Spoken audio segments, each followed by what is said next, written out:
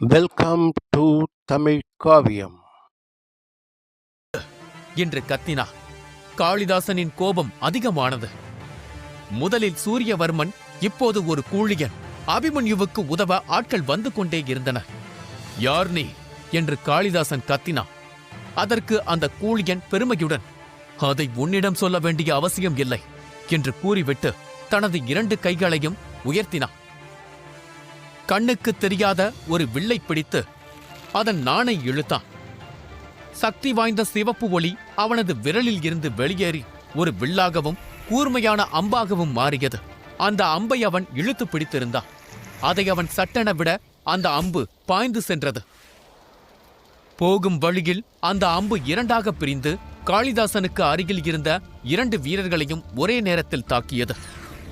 அந்த வலிமையான தாக்குதலை எதிர்க்க முடியாமல் அந்த இருவரும் பின்னோக்கி பறந்தனர். அதைக் கண்டு சூரியவர்மன் பெருமை கொண்டார். அவர் மரியாதையான முகத்துடன் அந்த கூழியனை பார்த்து, நீங்கள் யார்? எதற்காக எங்களுக்கு உதவுகிறீர்கள் என்று கேட்டா. மன்னிக்க வேண்டும் நண்பரே, இப்போது நான் இங்கே வர வேண்டும், இங்கு இருக்கும் ஒருவருக்கு உதவ வேண்டும் என்பது என்னிடம் வைக்கப்பட்ட கோரிக்கை. மீதி கதையை பின்னால் பேசிக்கொள்ளலாம். இப்போதைக்கு என் பெயர் பரந்தாமன் என்பது மட்டும் உங்களுக்கு தெரிந்தால் போதும் என்று கர்வத்தோடு கூறினார்.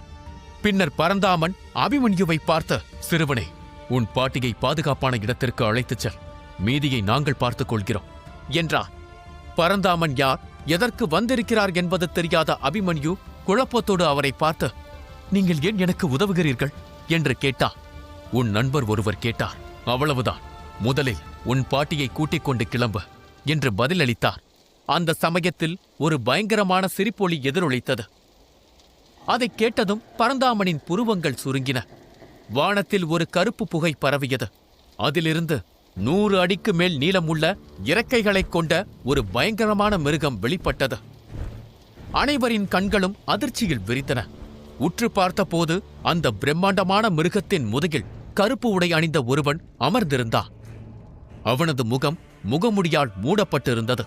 அவனைக் கண்டதும் காளிதாசன் வேகமாக அவனை நோக்கி ஓடினான். அவனை பார்த்து வணங்கினான்.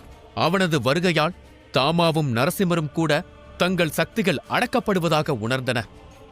அவர்கள் மட்டுமல்லாது அங்கிருந்த அனைத்து வீரர்களும் பயத்தில் உறைந்து போய் ஒரு அடி பின்வாங்கினர். அவர்களின் முகங்களில் திகைப்பும் அச்சமும் நிறைந்திருந்தன.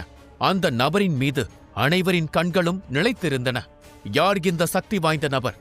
அவர் ஏன் இந்திரபுரி சாம்ராஜ்யத்திற்கு வந்திருக்கிறார்? இந்த அபாயகரமான போரின் முடிவு என்னவாக இருக்கும்? கற்பனை கதைகளை ரசிக்கும் உங்களுக்காகவே உருவாக்கப்பட்ட இந்திரஜித் தி டிவைன் வாரியரை பாக்கெட் எஃப்எம்மில் கேட்டு மகிழுங்கள்.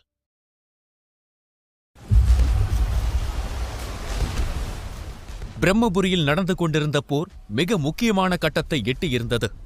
அபிமன்யுவை தாக்க காளிதாசன் தன்னுடைய 5 வீரர்களுக்கு கட்டளையிட்டான். ஆனால் அபிமன்யுவை காக்க சூரியவர்மன், பரந்தாமன் என 2 மாவீரர்கள் களத்தில் இறங்கினர். அப்போது ஒரு கருப்பு மூடுபனி போர்க்களத்திற்கு வந்தது. அதற்குள் இருந்து ஒரு சிரிப்பு சத்தம் கேட்டது. அதைக் கண்டதும் காளிதாசன் மகிழ்ச்சியோடு அதை நோக்கி ஓடினான். அந்த தருணத்தை பயன்படுத்தி வத்சலா, உத்ரா மற்றும் அருந்ததி ஆகிய 3வரும் அபிமன்யுவை நோக்கி ஓடி வந்தனர். அவனை காப்பாற்றி அங்கிருந்து கூட்டி சென்றனர். உத்ரா அபிமன்யுவை திட்ட ஆரம்பித்தாள். உனக்கு அறிவே இல்லையா? உன்னால என்ன பண்ண முடியும்னு இங்க வந்த? முதல்ல வா, இங்க இருந்து நாம தூரமா போயிடணும். மீதிய தாமாவும் மத்தவங்களும் பார்த்துப்பாங்க என்றாள். ஆனால் அபிமன்யு ஒன்றும் சுயநலக்காரன் இல்லை. அவன் உத்ராவின் கையை தட்டிவிட்டு திரும்பி போர்க்களத்தை பார்த்தான். தாமா, பரந்தாமன், சூரியவர்மன் என 3 மலைகள் நின்று கொண்டிருந்தனர். அவங்க எனக்காக வந்திருக்காங்க. நான் இப்ப இங்கிருந்து கிளம்புனா நல்லா இருக்காது. வாழ்வோ சாவோ, இது இங்கதான். அதை கேட்ட அருந்ததி எரிச்சலோடு அவனை பார்த்து, நீ முட்டாளா? இல்லை, முட்டாள் மாதிரி நடிக்கிறியா? வந்திருப்பது பூதகேசி. அவன் பஞ்சபூத வீரன். இப்ப மட்டும் நாம இங்கிருந்து கிளம்பலனா நம்மள அவன் கொன்னு குமிச்சிடுவான் என்று கத்தினான். அருந்ததியின் வார்த்தைகள் அபிமன்யுவை அதிகம் பாதிக்கவில்லை. அவன் மனதில் ஏதோ ஒரு சிந்தனை ஓடிக்கொண்டிருந்தது. இந்த சண்டையில தாமாவுக்கு உதவ என்கிட்ட ஒரு வழி இருக்கு. அவன் மேலும் சொல்ல வருவதற்குள் அருந்ததி ஒரு ஏளனத்துடன், ஓ அப்படியா? வெறும் 6 சக்கரங்களை மட்டுமே திறந்த உன்னோட உதவி அவருக்கு தேவைப்பட போகுதா என்று எரிச்சலுடன் கூறினாள். அபிமன்யு விரக்தியோடு முகம் சுளித்தான். அதன் பிறகு அபிமன்யுவை அவமானப்படுத்தி விட்டோம் என்று வருத்தப்பட்ட அருந்ததி கொஞ்சம் பரிவோடு, அபிமன்யு, இங்க பாரு, இங்க உன்னை யாரும் ஏளனமா நினைக்கல, உன்னை யாரும் குறைச்சி எடை போடல. இது உனக்கான சண்டை இல்லை. நீ கஜவீரர் நிலையில இருக்க. அவங்க கஜதீரர் கஜசூரர்னு மேல எங்கேயோ இருக்காங்க. உன்னால ஒழுங்கா பறக்க கூட முடியாது. ஆனா அவங்க வானத்திலேயே வாழ்றவங்க. அவங்கள கொல்ல போறேன்னு நீ போனா நீ பிரச்சனைய பெருசாக்குவே தவிர சமாளிக்க மாட்ட என்று அறிவுரை கூறினான்.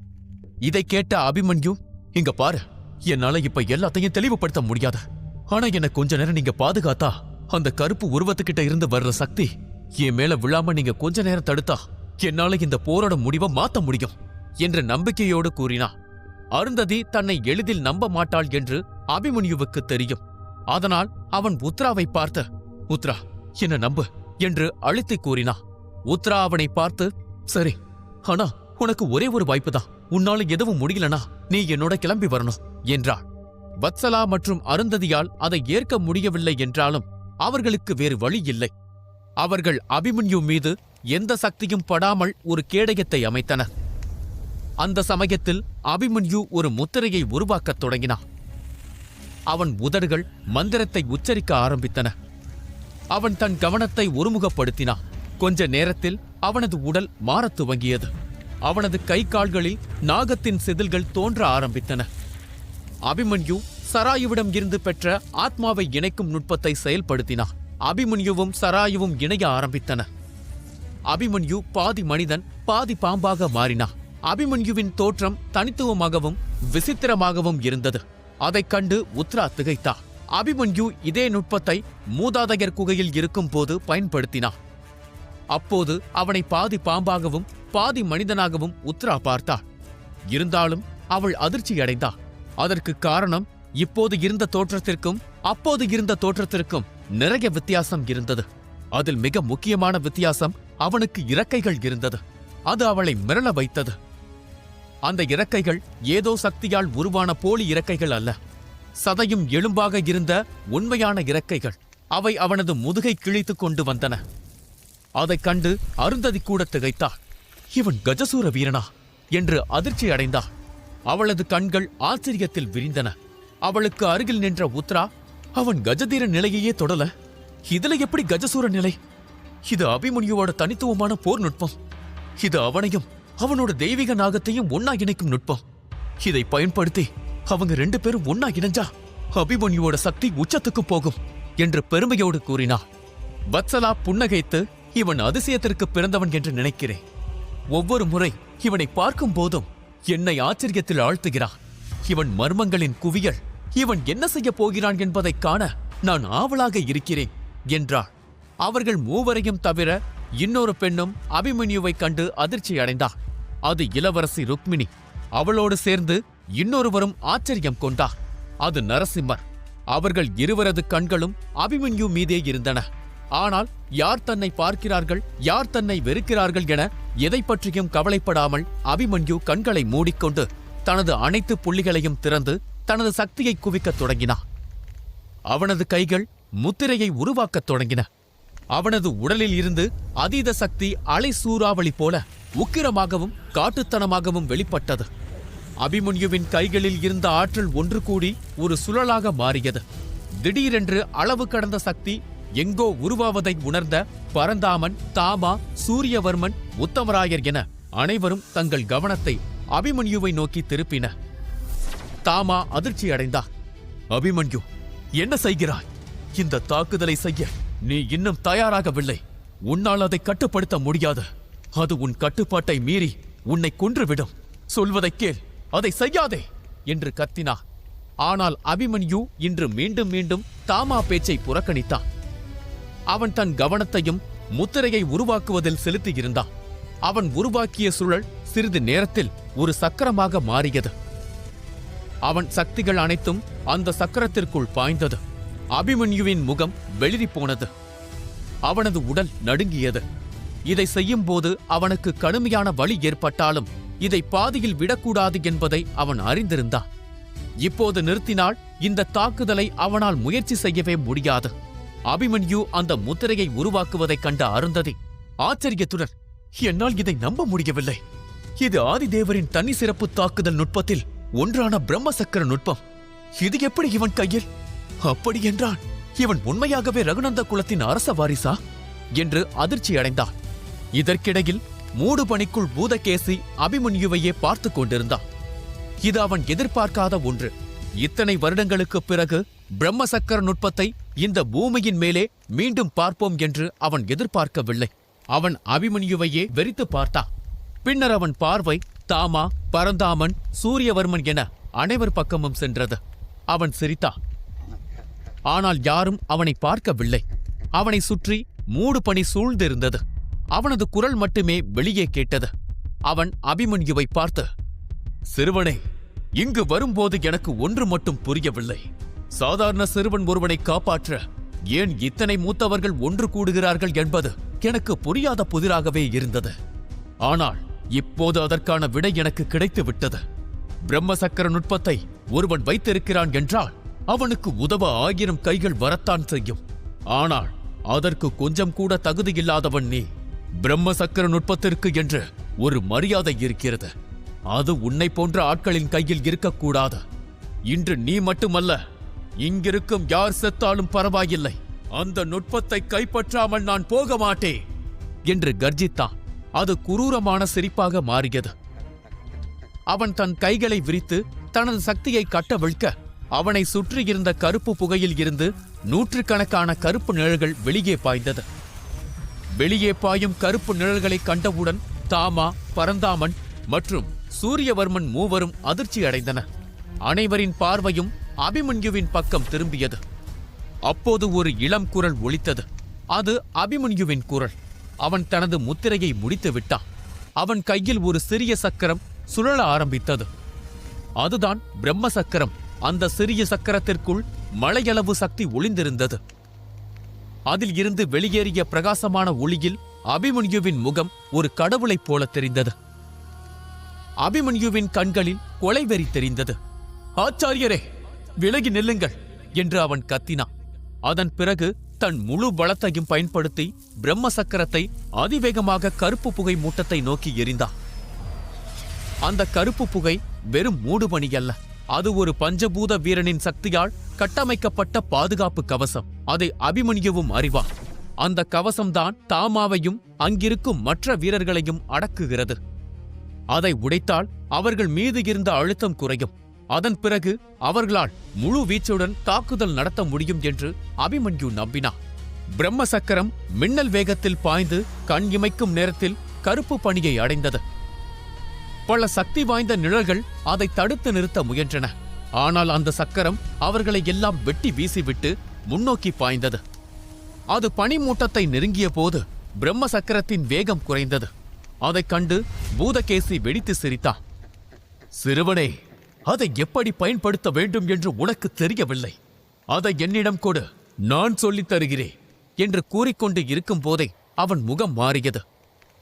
ஏனென்றால் அந்த சிறிய சக்கரத்தின் வேகம் குறைந்தாலும் வீரியம் குறையவில்லை.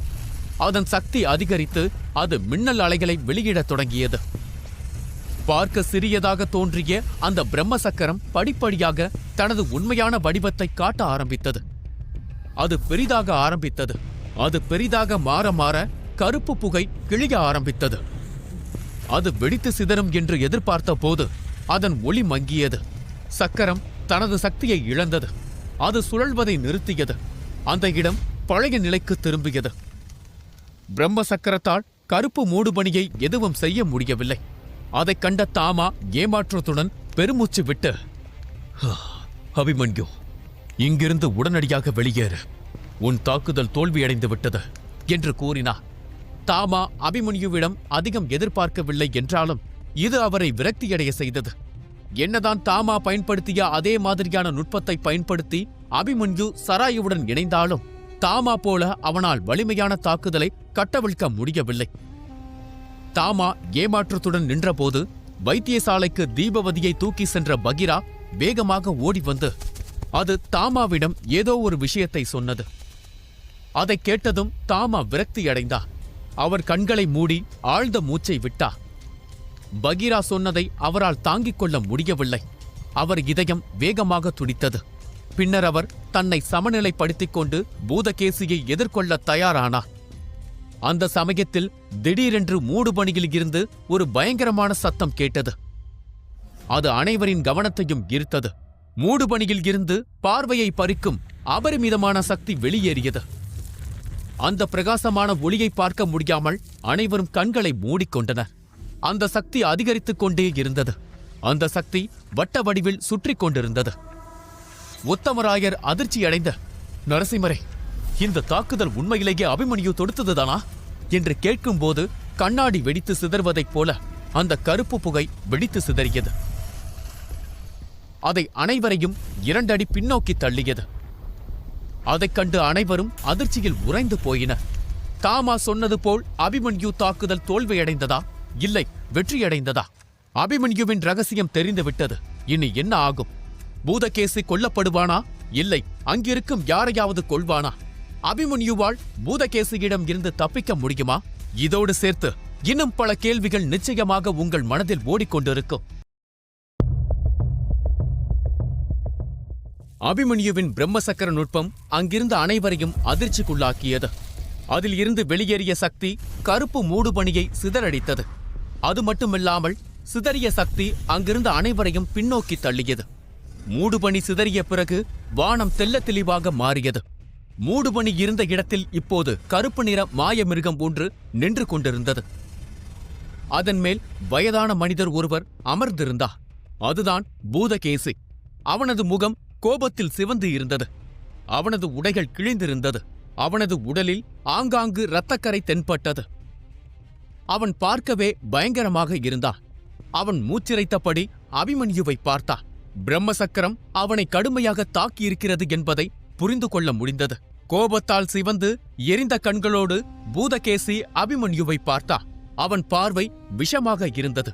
அபிமன்யு நிமிர்ந்து நின்றதை பார்த்த நொடியில் அவனது கோபம் பல மடங்கு உயர்ந்தது. ஒரு 17 வயது பையன் தன்னை இப்படியான நிலைக்கு தள்ளியதை அவனது அகம்பாவம் ஏற்றுக்கொள்ளவில்லை. ஏய் பொடியனே, உன்னை நான் கொல்லாமல் விடமாட்டேன் என்று வெறித்தனமாக கத்தினான். பூதகேசி மனதில் விஷம் போல ஒரு சிந்தனை ஓடியது. 17 வயது சிறுவன் என்னை இப்படி ஒரு நிலைக்கு தள்ளுவான் என்று நான் எதிர்பார்க்கவில்லை. இதற்கெல்லாம் காரணம் அவன் அல்ல, அவன் கையில் இருக்கும் பிரம்மசக்கர நுட்பம். அது கற்பனைக்கு அப்பாற்பட்ட சக்தியை கொண்டிருக்கிறது. அதை எப்படியாவது கைப்பற்ற வேண்டும் என்று தனக்குள் கூறிக்கொண்டான். குட்டி பிசாசை, நீரின் சக்தி என்ன என்பதை இன்று உனக்கு நான் காட்டுகிறேன் என்று கர்ஜித்தான். அவனது கண்களில் ரத்தம் தெறித்தது. அவனது கைகள் மிக வேகமாக அசைந்தது. ஒவ்வொரு அசைவும் ஒரு சக்தி வாய்ந்த முத்திரையை உருவாக்க ஆரம்பித்தது. அவனது உடலில் இருந்து வெவ்வேறு வண்ணத்தில் ஒளிகள் தோன்ற ஆரம்பித்தது. அது அனைவரையும் அதிர்ச்சியடைய வைத்தது. ஐம்பூத சக்தியை பொறுத்தவரை ஒருவர் எந்த மூலகத்தை கட்டுப்படுத்தி இருக்கிறாரோ அது சம்பந்தப்பட்ட வண்ணம்தான் அவர் சக்தியை செயல்படுத்தும் போது வரும். ஆனால் ஒரே நேரத்தில் 2 வெவ்வேறு வண்ண சக்திகள் வெளியேறுவதை காண்பது அரிதானது. அதே நேரத்தில் ஆபத்தானது. அது அவன் 2 பூதங்களை கட்டுப்படுத்தி இருக்கலாம் என்பதை கூறக்கூடியதாக இருந்தது. அதே நேரத்தில் 2 வண்ணங்களுக்கு மேலே சென்றால் அவன் பல சக்திகளை கட்டுப்படுத்தி இருக்கலாம் என்பதை காட்டுவதாக இருந்தது. ஐம்பூத சக்தியை பொறுத்தவரை நாம் எத்தனை பூதத்தை கட்டுப்படுத்துகிறோமோ அதை பொறுத்து நமது பலமும் நம்மால் செய்ய முடிகிற காரியங்களின் விளைவும் கணக்கிடப்படுகிறது. சரியாக சொல்ல வேண்டும் என்றால் ஐம்பூதத்தையும் கட்டுப்படுத்தும் ஒருவனால் இறந்தவர்களை உயிர்ப்பிக்கவும் அழிந்த உடலை மீண்டும் உருவாக்கவும் முடியும் என்று பண்டைய புராணங்கள் கூறுகின்றன. ஆனால் பல லட்சம் ஆண்டுகளை கடந்துவிட்ட இந்த பூமியில் ஒரு மனிதனால் கூட ஐம்பூத சக்தியையும் பெற முடியவில்லை. பூதகேசியிடம் இருந்து 2 வண்ண சக்திகள் வெளியேறின. ஒரு கையில் கருப்பு வண்ண சக்தி, மறு கையில் நீல வண்ண சக்தி என 2 சக்திகள் அவனிடம் இருந்து வெகுண்டு எழுந்தது. அதை பார்த்ததும் அங்கிருந்தவர்களுக்கு பயம் ஒட்டிக்கொண்டது. ஐம்பூத சக்தியில் முதன்மை சக்தியாக கருதப்படுவது நீரின் சக்தி. அதன் தன்மை பயங்கரமானது என்பதை அனைவரும் அறிவார்கள். அதை பூதகேசி வெளியிடும்போது இன்னும் பயங்கரமாக இருந்தது. பூதகேசி கம்பீரமான தொனியில் தன் ஆட்களை பார்த்து, அந்த சிறுவனின் மோதிரத்தை யார் என்னிடம் கொண்டு வருகிறார்களோ அவர்களுக்கு எனது தனி சிறப்பு வாய்ந்த கண்ணாடி நிழல் நுட்பத்தை கொடுப்பேன் என்று அறிவித்தார். அந்த வார்த்தைகளை கேட்டதும் 20க்கு மேற்பட்ட வீரர்கள் அபிமன்யுவை சுற்றி வளைக்க தயாராகினர். ஒரு பெரிய போர் தொடங்கவிருப்பதை அனைவரும் உணர்ந்தனர். தாமா அபிமன்யுவை நோக்கி பறந்து சென்று, அபிமன்யு, இந்த இடத்தை விட்டு உடனடியாக வெளியேறு. இல்லையென்றால் நாம் பெரும் சிக்கலில் மாட்டிக்கொள்வோம். பூதகேசிக்கு பைத்தியம் பிடித்து விட்டது. நீ அவனை தாக்கியதை அவனால் ஏற்றுக்கொள்ள முடியவில்லை. அவன் உன்னை கொல்லத் துடிக்கிறான். என்னால் கூட அவனை எதிர்க்க முடியாது என்று அக்கறையுடன் கூறினார். ஆனால் அபிமன்யு அதை கேட்பதாயில்லை. அதைக் கண்ட தாமா சிறிது நேரம் யோசித்து, அபிமன்யு, நான் சொல்வதை பொறுமையாக கேள். பூதகேசியின் ஆட்கள் உன் பாட்டியை வைத்தியசாலையில் இருந்து கடத்தி சென்று விட்டார்கள். அவர் இப்போது உதரபுரி ஆட்களின் கையில் இருக்கிறார் என்று வருத்தத்தோடு கூறினார். அதைக் கேட்டதும் அபிமன்யுவின் நரம்பு துடித்தது. அவன் பற்களை கடித்துக்கொண்டு, என்ன சொல்கிறீர்கள்?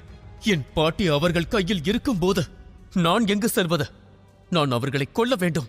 அவர்களிடம் இருந்து என் பாட்டியை மீட்க வேண்டும் என்று கத்தினான். அவன் முகத்தில் கோபமும் சோகமும் ஒரே நேரத்தில் திரண்டு வந்தது. அவன் தன்னை கையாளாகாதவனாக உணர்ந்தான். தன்னைத்தானே திட்டிக் கொண்டான். எல்லாவற்றிற்கும் தான் காரணம் என்று நினைத்தான். தன் பாட்டியை காப்பாற்ற முடியாமல் போன தனது பலவீனத்தை நினைத்து நினைத்து துடித்தான். அவனது கொந்தளிப்பை உணர்ந்த தாமா, அபிமன்யு, நமக்கு அதிக நேரம் இல்லை. நீ அவர்களை பழிவாங்கவும் உன் பாட்டியை காப்பாற்றவும் விரும்பினான். இப்போது இங்கிருந்து போ. முதலில் நாம் உயிரோடு இருக்க வேண்டும். பின்னர்தான் இந்த பழிவாங்கும் செயல்பாடு எல்லாம். எதிரிகள் குலை நடுங்கும் அளவிற்கு நீ வலிமையானவனாக மாறினால்தான் உன்னால் அவர்களை பழிவாங்க முடியும். அதற்கு நீ உயிருடன் இருக்க வேண்டும். அதற்கு இப்போது நீ இங்கிருந்து வெளியேற வேண்டும் என்று கட்டாயப்படுத்தினார். அந்த சமயத்தில் ஒரு கர்ஜனை கேட்டது. எல்லா பக்கங்களிலிருந்தும் சக்தி வாய்ந்த மனிதர்கள் அபிமன்யுவை சுற்றி வளைத்தனர். அவர்கள் கொஞ்சம் கொஞ்சமாக நெருங்கி வந்தனர். அதைக் கண்ட பரந்தாமன், தாமா, எல்லாம் முடிந்துவிட்டது. இனி இங்கிருந்து நம்மால் வெளியேற முடியாது என்று கூறினார். அவர் பேசிக் கொண்டிருக்கும் போதே ஒரு பேரழிவு தாக்குதல் அவர்களை நோக்கி வந்தது. அது காளிதாசனிடமிருந்து வந்த தாக்குதல். அந்த நேரத்தில் அருந்ததி தனது கையை முன்னோக்கி நீட்டி, வேதாளத்தின் இரத்த நகம் என்று கர்ஜித்தாள். ஆனால் அவள் அதை செயல்படுத்துவதற்கு முன்னரே ஒரு வலிமையான சக்தி பாய்ந்து வந்து அவள் மார்பில் மோதி அவளை தூக்கி எறிந்தது. அவள் கீழே விழுந்து இரத்த வாந்தி எடுத்தாள். ஒரே நேரத்தில் பலர் தன்னை தாக்க வருகிறார்கள் என்பதை நினைத்து அபிமன்யு பயப்படவில்லை. ஆனால் இப்போது அவனுக்கு என்ன செய்வதென்று தெரியவில்லை.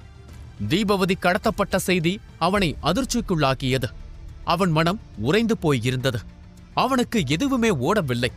ஒரே நாளில் அவனது உலகமே தலைகீழாக மாறியதைப் போல இருந்தது. அவனுக்கு நினைவு தெரிந்த நாளில் இருந்து அவனுக்கு இருந்த ஒரே சொந்தம் அவனது பாட்டிதான். அவனது இதயத்திற்கு நெருக்கமான ஒரே ஆளும் அவனது பாட்டிதான். அவள் கடத்தப்பட்டதைக் கேட்டதும் அவனது ஒட்டுமொத்த உலகமும் நின்றது. அபிமன்யு உணர்ச்சி கொந்தளிப்பில் இருப்பதைக் கண்ட உத்ராவின் கண்களில் கண்ணீர் வந்தது. அவளுக்கு 1000 எண்ணங்கள் தோன்றின. அவள் தன் விரலில் இருந்த மோதிரத்தை பார்த்தாள். எதிரே இருந்த அபிமன்யுவை பார்த்தாள். அவளது உதடு தழுதழுத்தது.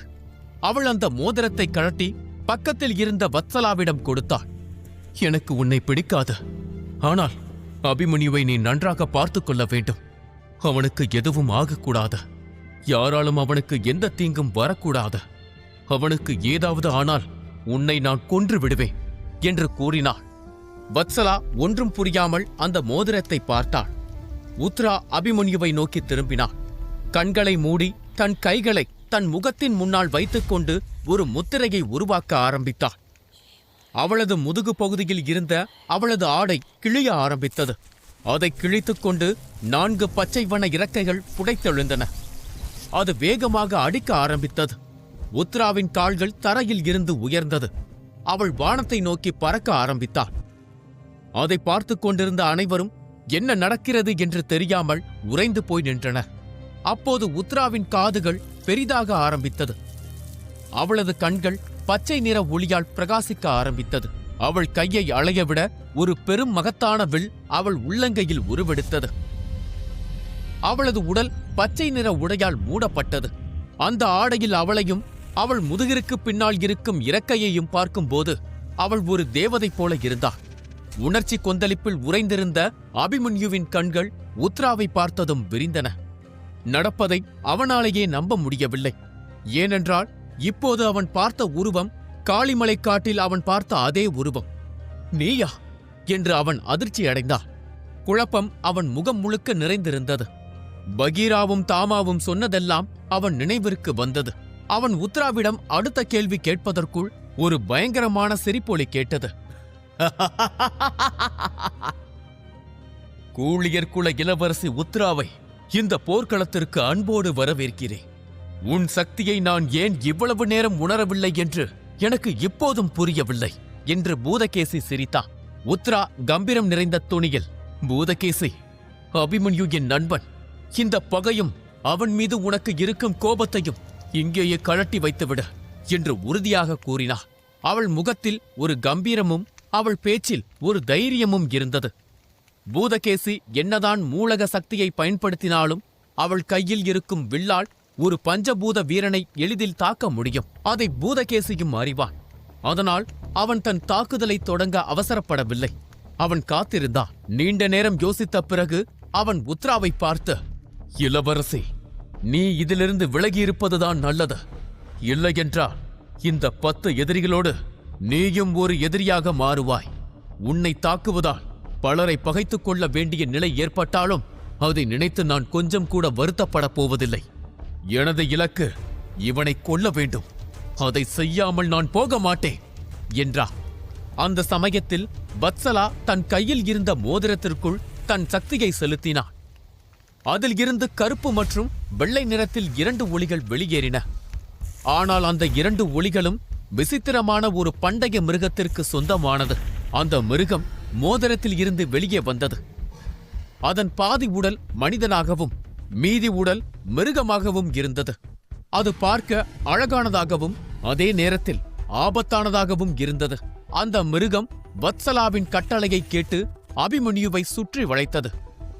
அபிமன்யுவை அங்கிருந்து தூக்கிச் செல்ல முயன்றது. அதைக் கண்ட பூதகேசி, நிறுத்துங்கள், அவனை தப்பிக்க விடாதீர்கள் என்று கத்தினார். ஆனால் அந்த மிருகத்தின் வேகத்தை எந்த வீரனாலும் தடுக்க முடியவில்லை. அது அபிமன்யுவை தூக்கிக் கொண்டு அங்கிருந்து ஓடியது. அதை பார்த்த பூதகேசி அவனே அந்த மிருகத்தை நோக்கி பாய்ந்தான். பூதகேசியின் மகத்தான சக்தி தனக்கு பின்னால் இருப்பதை உணர்ந்த அந்த மிருகம் ஒரு நொடி திரும்பி பார்த்தது. அதன் முகத்தில் ஒரு புன்னகை தோன்றியது. அது ஏளன புன்னகை. அடுத்த நொடி அதன் வேகம் மேலும் அதிகரித்தது. பூதகேசியால் கூட அதை பிடிக்க முடியவில்லை. இதை என்னால் நம்ப முடியவில்லை என்று பூதகேசி உறைந்து போய் நின்றான். அந்த சமயத்தில் தாமாவும் உத்ராவும் பூதகேசியின் பாதையை இடைமறித்தனர். அவன் அபிமன்யுவை துரத்தி செல்வதை அவர்களால் அனுமதிக்க முடியாது. உத்ரா கோபம் நிறைந்த குரலில், பூதகேசி, இன்று சண்டையில் நீ எல்லை மீறிவிட்டாய். நான் எவ்வளவு சொல்லியும் நீ கேட்கவில்லை. உன்னை நான் விடுவதாயில்லை என்று கர்ஜித்தாள். அதைத் தொடர்ந்து காற்றை கிழிக்கும் 1000 அம்புகள் என்ற போர் நுட்பத்தை அவள் கட்டமைக்க ஆரம்பித்தாள். அவளுடைய வில்லில் இருந்து 1000 அம்புகள் வானத்தில் இருந்து விழும் நட்சத்திரங்களைப் போல பாய்ந்தன. அதைக் கண்ட பூதகேசி, பெண்ணே, இதைக் கண்டெல்லாம் நான் பயப்படுவேன் என்று நினைக்கிறாயா என்று ஆணவமாக கூறினான். அவன் நீரின் சக்தியை பயன்படுத்தி ஒரு மெல்லிய நீர் கவசத்தை உருவாக்கினான். அது பார்க்க லேசாக தெரிந்தாலும் அது ஐம்பூதத்தில் ஒரு பூதத்தின் சக்தியை பயன்படுத்தி உருவாக்கப்பட்டது. அதை குறைத்து மதிப்பிடக்கூடாது. உத்ராவின் 1000 அம்புகளும் கவசத்தை தாக்கி உடைத்தன. ஆனால் அடுத்த நொடி நீர் மறுபடியும் ஒன்றிணைந்து கவசமாக மாறியது. அவளுடைய தாக்குதல் தோல்வியடைந்தது. ஆனால் அந்த சமயத்தில் அபிமன்யு அங்கிருந்து தப்பி ஓடிவிட்டான். அதை பூதகேசியால் தாங்க முடியவில்லை. அவன் தன் சக்தியை பயன்படுத்தி முழு வானத்தையும் ஆராய்ந்தான். அந்த நேரத்தில் அவனுக்கு பின்னால் இருந்து ஒரு கர்ஜனை எழுந்தது. அபிமன்யு தப்பித்து விட்டானா? பூதகேசி மீண்டும் அவனை பிடிப்பானா? அந்த பழங்கால மிருகம் எங்கிருந்து வந்தது? அபிமன்யு தனது பாட்டியை எதிரியின் பிடியில் இருந்து மீட்பான். பிரம்மபுரியில் நடக்கும் போர் மிக முக்கியமான கட்டத்தை எட்டியிருந்தது. பூதகேசி அபிமன்யு மீது கொலை வெறி கொண்டான். உத்ரா கொடுத்த மோதிரத்தில் இருந்து வெளிப்பட்ட விசித்திரமான மிருகம் அபிமன்யுவை தூக்கிக் கொண்டு அங்கிருந்து ஓடியது. உடனே உத்ரா ஒரு வலுவான தாக்குதலை பூதகேசியை நோக்கி தொடுத்தாள். ஆனால் அந்த தாக்குதல் எந்த விளைவையும் ஏற்படுத்தவில்லை. பூதகேசி மலைப்போல் உறுதியாக நின்றான். உத்ராவின் தாக்குதல் தோல்வியடைந்ததைக் கண்ட தாமா துரிதமாக அடுத்த முத்திரையை உருவாக்க துவங்கினார்.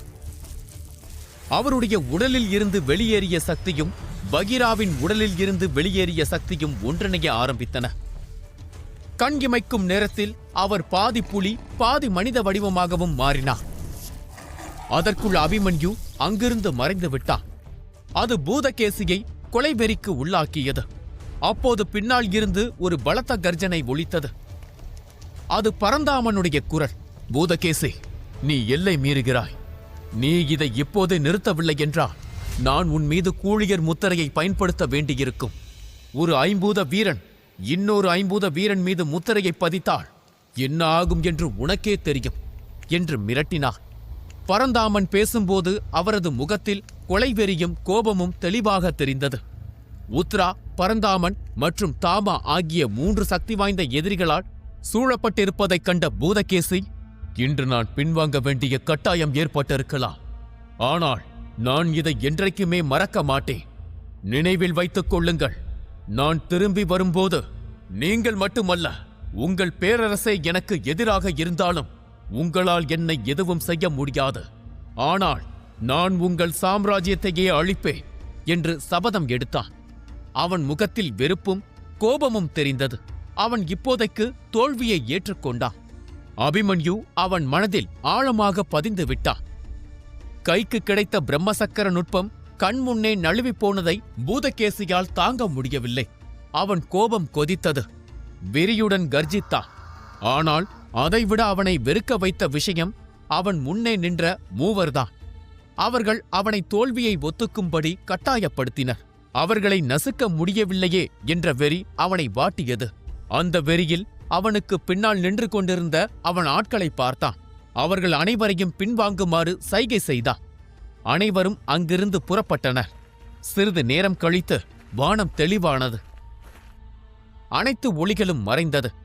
பூதகேசி சென்ற பிறகு இன்னும் 2 சக்தி வாய்ந்த உருவங்கள் போர்க்களத்திற்குள் புகுந்தன.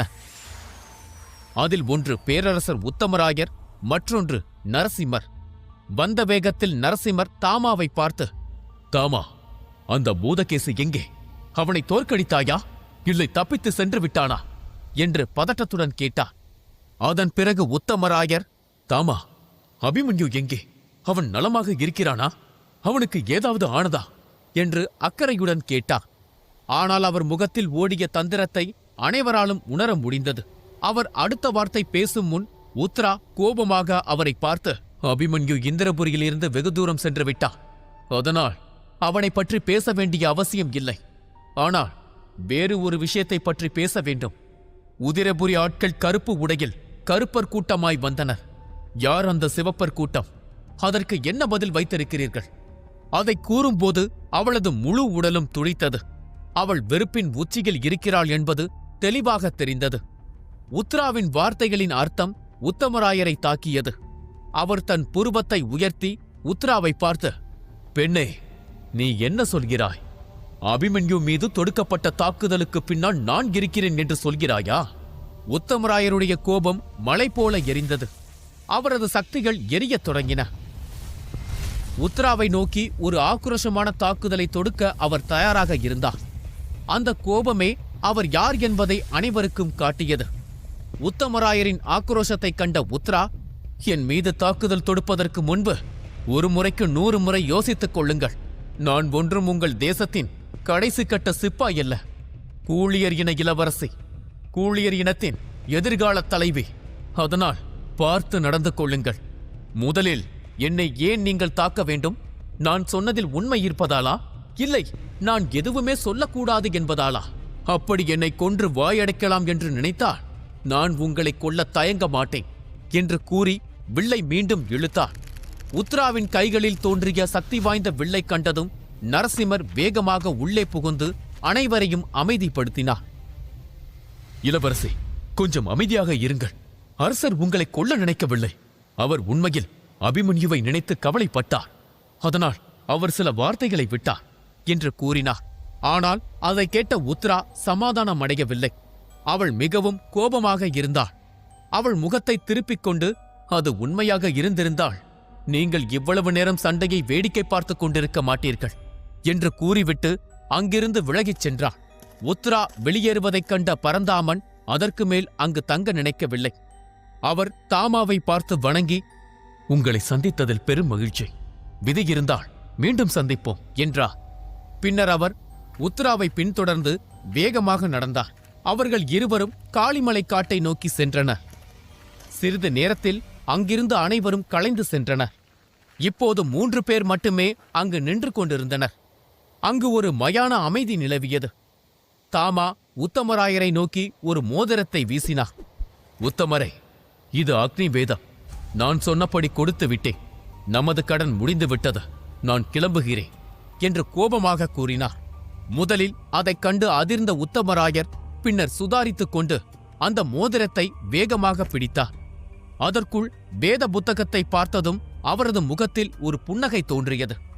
தாமா சொன்ன சொல்லை மீறாதவர் அபிமன்யுவையும் அவனது பாட்டி தீபவதியையும் பாதுகாத்தார். நெருப்பு வேதத்தை தருவேன் என்று அவர் கூறினார். அதில் ஒரு நகலை முன்பு கொடுத்தார். இப்போது உத்தமராயருக்கு தருவதாய் கூறிய பிரதியை கொடுத்து விட்டார். என்னதான் தீபவதி கடத்தப்பட்டாலும் உத்தமராயர் கொடுத்த பணியை முடிக்க தவறினாலும் தாமா வார்த்தை மாற விரும்பவில்லை. ஆனால் தாமாவுக்கு நிறைய உண்மை புரிந்தது. உத்தமராயரது உண்மையான முகத்தை அவர் பார்த்து விட்டார். இருப்பினும் திருப்பி உத்தமராயரை தாக்கும் எண்ணம் தாமாவுக்கு இல்லை. அபிமன்யுவும் தீபவதியும் உயிரோடு இருக்கின்றனர். இப்போதைக்கு அதுவே அவருக்கு போதுமானதாக இருந்தது. உத்தமராயருடன் இனி எந்த உறவையும் வைத்துக்கொள்ள தாமா விரும்பவில்லை. இதற்கிடையில் நரசிம்மரின் முகத்தில் சோகம் நிறைந்திருந்தது. அவர் தனது நண்பரிடம் பல விஷயங்களை விளக்கி சொல்ல விரும்பினார். ஆனால் அவரால் அது முடியவில்லை. எல்லாவற்றிற்கும் மேலாக நடந்த அனைத்திலும் அவருக்கு ஒரு பங்கு இருக்கிறது. அது குற்ற உணர்வாக அவரை உறுத்தியது. தாமா நரசிம்மரை பார்த்து, "நரசிம்மரே, நீங்கள் செய்த உதவியை மறக்க மாட்டேன். அதற்கு நிச்சயமாக கைமாறு செய்வேன். ஆனால் இப்போதைக்கு நான் அபிமன்யுவை சந்திக்க செல்ல வேண்டும்" என்றார். அவர் கண்களில் வெறுப்பும் கோபமும் நிறைந்திருந்தது. பின்னர் தாமா அபிமன்யுவும் வத்சலாவும் சென்ற திசையை நோக்கி பறந்தார். தனது நண்பன் தன்னை விட்டு பிரிந்து செல்வதை நரசிம்மர் வருத்தத்தோடு பார்த்தார். பின்னர் உத்தமராயர் நரசிம்மரை பார்த்து, "நரசிம்மரே, அக்னி வேதம் வந்துவிட்டது. இதற்கு மேல் ஏன் காத்திருக்க வேண்டும்? வாருங்கள், புறப்படலாம்" என்றார். நரசிம்மரின் இதயத்தில் ஆணி அடித்தாற் போல் இருந்தது. அவர் உத்தமராயரை புறக்கணித்து மாளிகையை நோக்கி நடந்தார். வானத்தில் மீண்டும் அமைதி நிலவியது. ஒரு மாபெரும் போர் இங்கு நடந்தது என்பதற்காக எந்த அறிகுறியும் அங்கு இல்லை. அதே சமயத்தில் கிழக்கே சிறிது தூரத்தில் ஒரு சக்தி வாய்ந்த மிருகம் 2 பேரை சுமந்து கொண்டு மிக வேகமாக பறந்தது. அதே நேரத்தில் இன்னும் 2 ஒளிகள் அவர்களை துரத்தி சென்றது. சிறிது நேரத்தில் அந்த மிருகம் கிழக்கு பகுதிக்கு அருகில் உள்ள ஒரு சிறிய மேட்டில் தரையிறங்கியது. அந்த சக்தி வாய்ந்த மிருகம் உத்ரா கொடுத்த மோதிரத்தில் இருந்து வெளியேறிய மிருகம். அது சுமந்து சென்ற 2 உருவங்கள் வத்சலாவும் அபிமன்யுவும். அவர்கள் அந்த மேட்டில் இறங்கியவுடன் அந்த மிருகம் ஒரு காகிதத்தை அபிமன்யுவிடம் கொடுத்தது. அபிமன்யு அதை வாங்கி திறந்து பார்த்தார். அதில், "மன்னிக்கவும், என்னால் உங்களுக்கு உதவ முடியவில்லை. இது என் தோழி. இவள் உங்களை பாதுகாப்பாக இந்திரபுரியில் இருந்து வெளியே கூட்டி செல்வாள். இதுதான் நான் உங்களுக்கு செய்யக்கூடிய ஒரே உதவி. இப்படிக்கு ருக்மிணி" என்று எழுதப்பட்டிருந்தது. அந்த குறிப்பு இளவரசி ருக்மிணியால் எழுதப்பட்டது. அந்த மிருகம் ருக்மிணியால் வளர்க்கப்பட்டது. அந்த மோதிரத்தை உத்ராவிடம் கொடுத்து அபிமன்யுவிடம் கொடுக்க சொன்னது இளவரசி ருக்மிணி. தனது தந்தை சுயநலமாக செயல்பட்டதை ருக்மிணியால் தாங்கிக் கொள்ள முடியவில்லை. அதனால் அவள் அபிமன்யுவுக்கு ரகசியமாக உதவ நினைத்தாள். அபிமன்யு அந்த குறிப்பை படித்துக் கொண்டிருக்கும் போது அவர்களை துரத்தி வந்த 2 ஒளிக்கற்றைகளும் அவர்கள் முன்னே தரையிறங்கியது. அது தாமாவும் சூரியவர்மனும். தாமாவை பார்த்தவுடன் அபிமன்யு வேகமாக ஓடி வந்தார். தொடர்ந்து கேட்க சப்ஸ்கிரைப் செய்யுங்கள், லைக் செய்யுங்கள். லைக் செய்யும் ஒரு சிலருக்கு ஹைப் வந்தால் ஹைப் செய்யுங்கள்.